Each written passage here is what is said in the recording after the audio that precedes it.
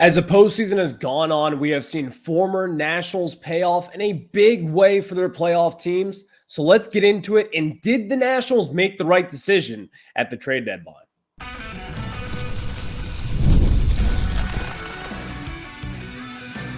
You are Locked On Nationals, your daily Washington Nationals podcast, part of the Locked On Podcast Network, your team every day.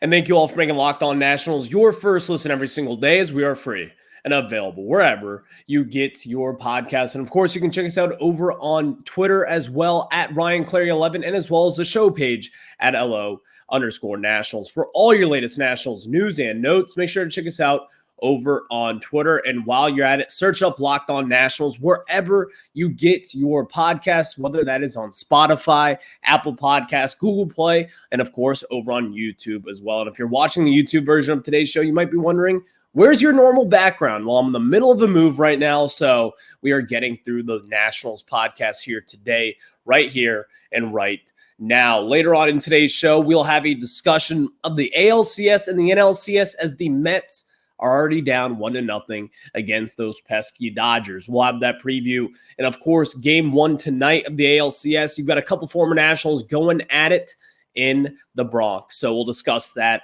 in the third segment of today's show. The second segment, big news over the weekend. MASN has a new boss.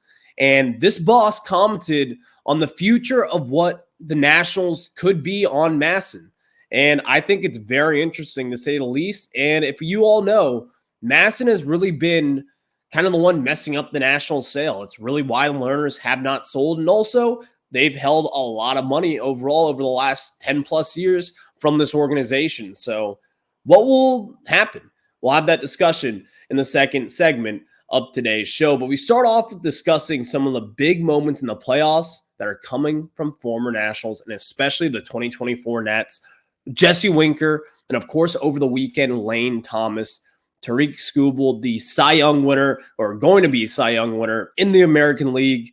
Lane Thomas had a game-winning grand slam off him late in that game, the fifth inning, and oh my God, it's got Nationals fans going insane. It's got Guardians fans going insane, so let's revisit that trade. But before we get into it, today's episode is brought to you by our friends at FanDuel, and you can start the season with a big return on FanDuel. Place your first $5 bet, and you'll get started with $200 in bonus bets guaranteed. Just visit FanDuel.com to get started. So we get started discussing today with a lot of playoff success from former Washington Nationals. Let's get into it. I just told you about Lane Thomas, and I've already seen people, Guardians fans, I've seen Nationals fans discussing, why did the Nationals give up Lane Thomas?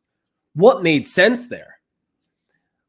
I think baseball and sports in general, people are very reactionary. We are. You're a fan. You root for your team. And that's really pretty much it.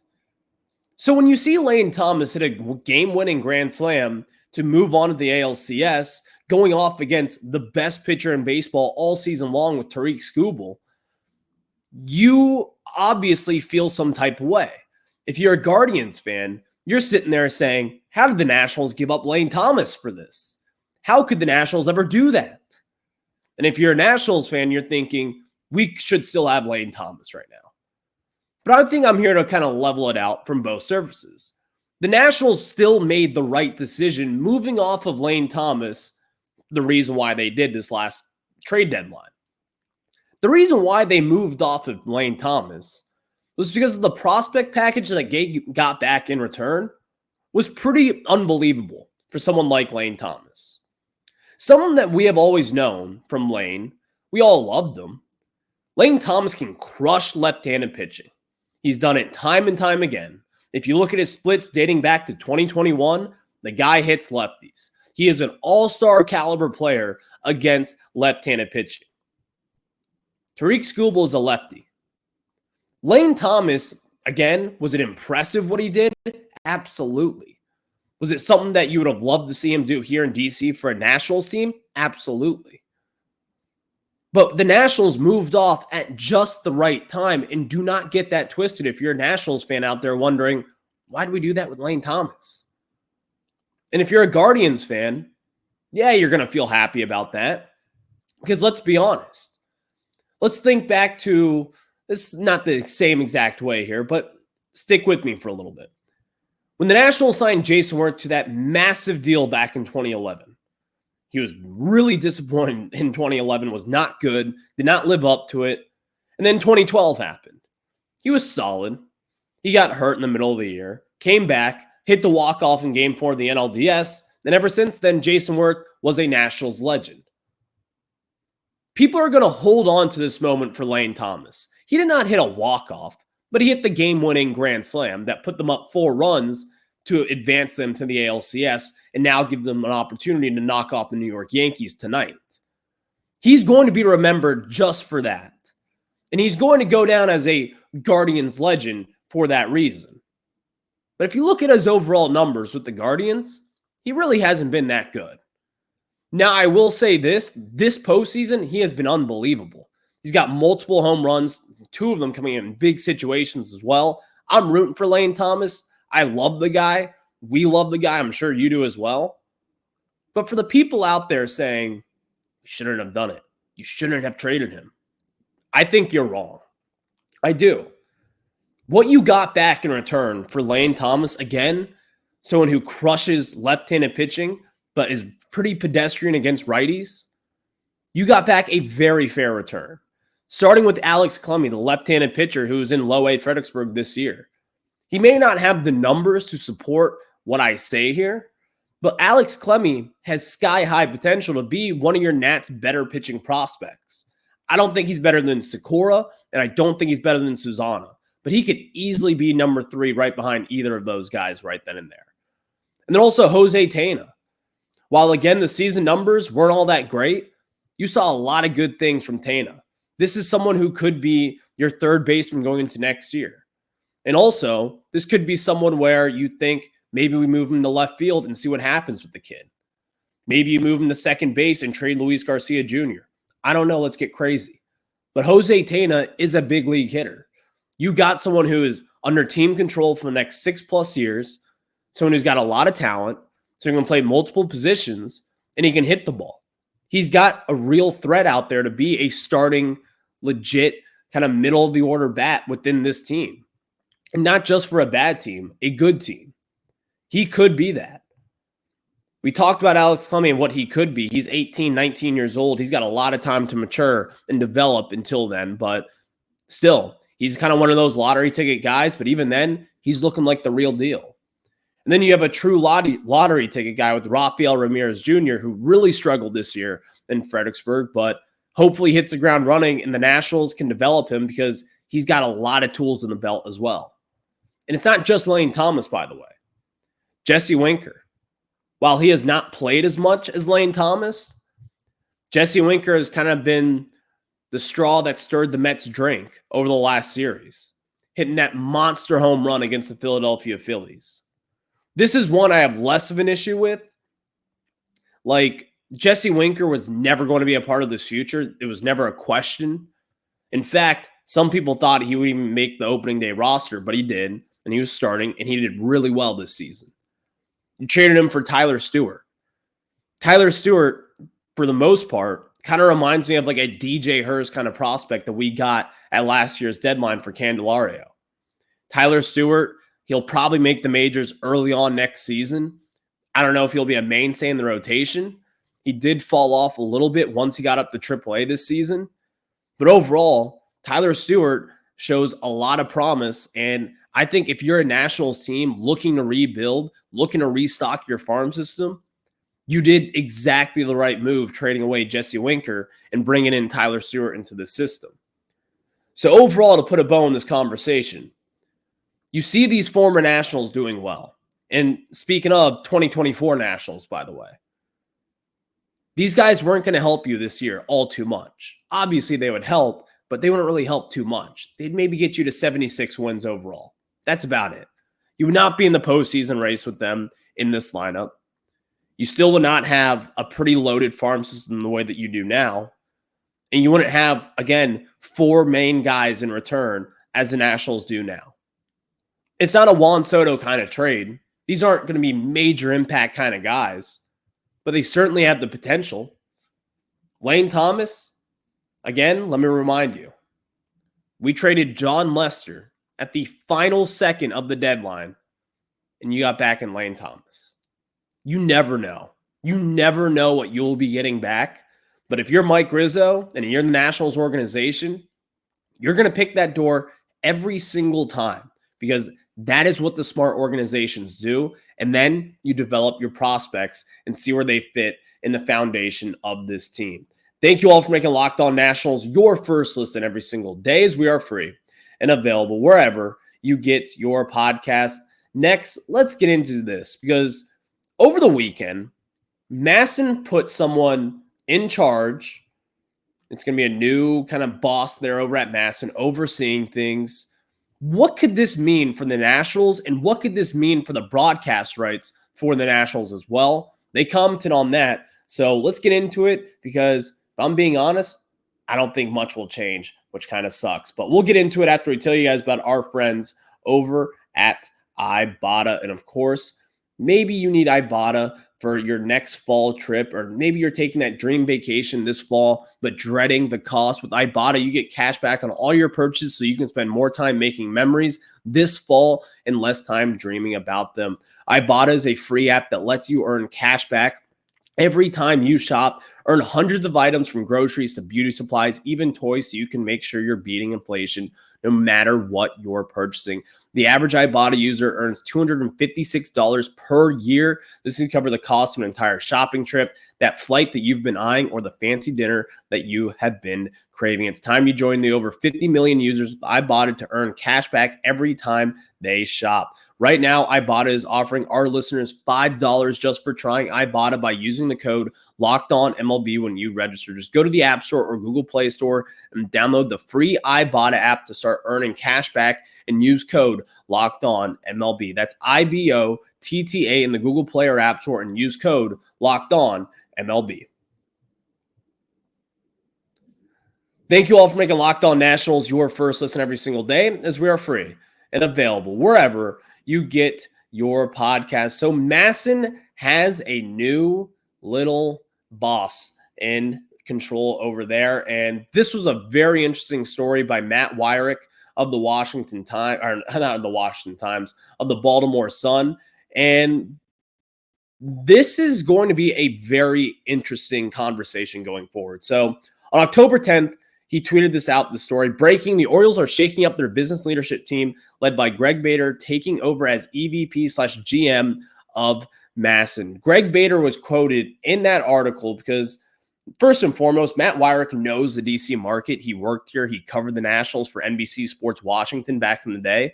So he knew that this was going to catch Nationals fans and the really attention here. Bader quoted in this story, or Griggs rather, has already spoken, quote, with our friends over at the Nationals and hopes for the network to support both teams through a rapidly changing RSN world. Ladies and gentlemen, this is not good. I was expecting, when David Rubenstein first bought this team, the Orioles, I was expecting a lot different things. I was expecting a better relationship between MASN and as well as the Orioles and the Nationals. Now, I do think that relationship is coming. But here's the thing. MASN is probably at the top of the issues as far as this Nationals team goes. For over the years, and Talk Nats has covered this very well, they have not been getting the money that they have been owed, really.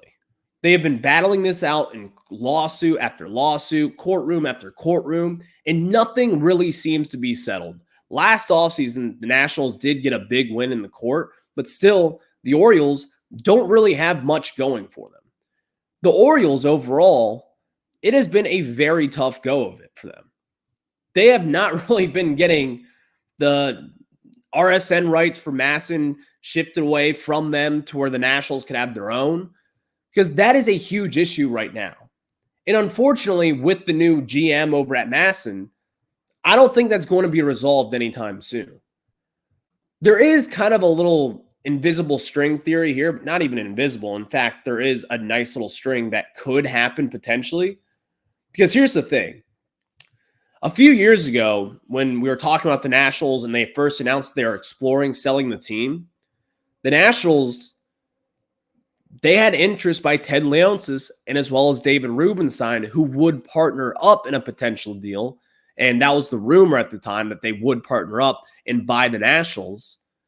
Well, that never happened. The Lerners never sold. They never got the right price tag. David Rubenstein went on his own and then bought the Baltimore Orioles. There is a connection because Rubenstein owns MASN. He owns 100% of it. That is his baby. Ted Leonsis owns Monumental Sports. They are the only local network television in town that could take on the Nationals at this point.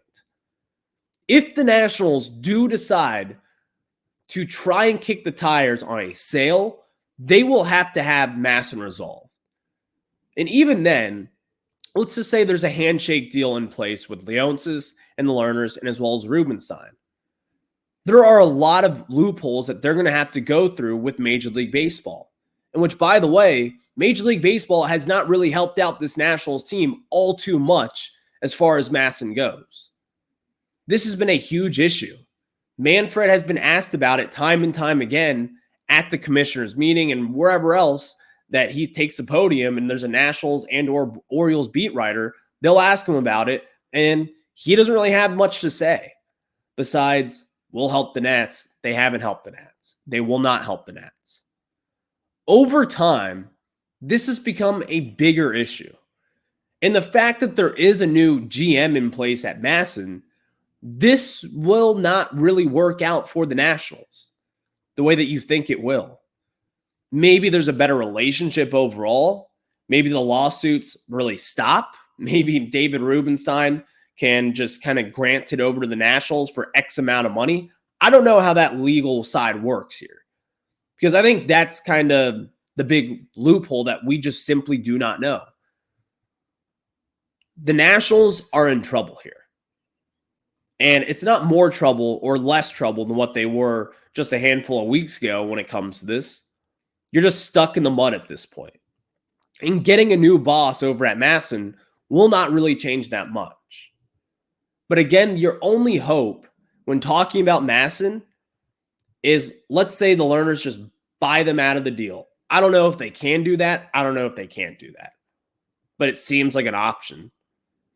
X amount of money, but we all know this. Will the Lerners really do that? I don't know. But if you're someone who is hoping the Lerner family decides to sell the team someday, if you're someone who maybe wants a new RSN, and go over to Monumental Sports, if you want to go and stay on MASN, I think this is a loss for any of those situations sitting here today.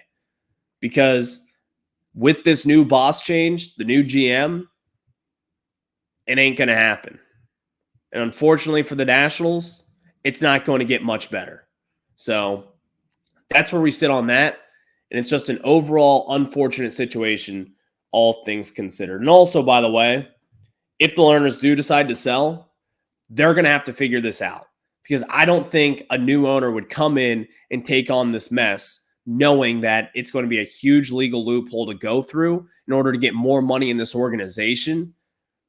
We'll see what the Nats decide to do. But at this point in time, you have the Twins who are now seeking a sale for around $1.7 billion, and the Lerners reportedly won around $2.2 billion for theirs. So we're stuck, and that's not fun.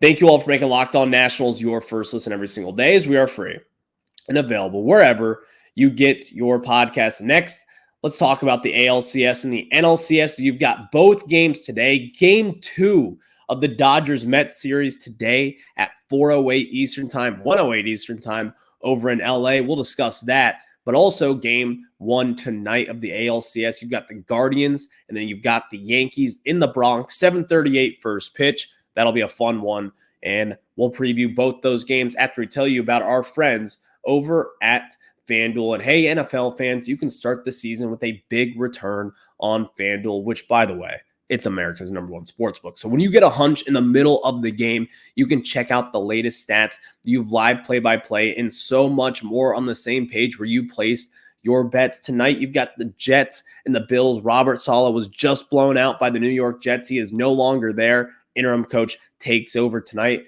I think this could be a dead cat bounce situation. I've got the Jets winning against the Bills. I'm taking them on the money line as they are the underdogs as well. You'll get plus money. And also, while you're at it, Garrett Wilson, anytime touchdown. I think Aaron Rodgers will click with his number one receiver. You can do that with our friends at FanDuel. And of course, if you're a new customer, you'll get started with $200 in bonus bets guaranteed when you place your first $5 bet. That is FanDuel.com. Again, you'll get $200 in bonus bets guaranteed when you place your first $5 bet. All you got to do is visit FanDuel.com and download America's number one sportsbook. Again, that is FanDuel.com. Now we get into it tonight with game one of the ALCS. You've got former Nationals here in town, or not in town, but up in the Bronx. You've also got a couple different guys spread out everywhere. Jesse Winker at the New York Mets, and the Dodgers, no one yet at this point in time. You do have Blake Trinan, but whatever. He's way back in the day, in the mid-2010s. So let's get into it, though. Sean Manaea, the left-handed pitcher who has just reinvented himself since the second half of the season. If you don't know, he has kind of gone to that Chris Sale kind of like sidearm method where he just kind of throws it across his body. And since then, I believe he's only lost one start. Sean Manaea has been incredible. And if you remember when the Nationals went against him earlier on this summer, we rocked him around. But since then, he has taken advantage of every single opportunity out there. The Mets got absolutely destroyed last night. Early on, it was ugly. 9-0 defeat against the Dodgers. The Dodgers are up 1-0. But here's the thing. I think it might be a bullpen game for the Dodgers today. Going up against Sean Manaea, who has been really good.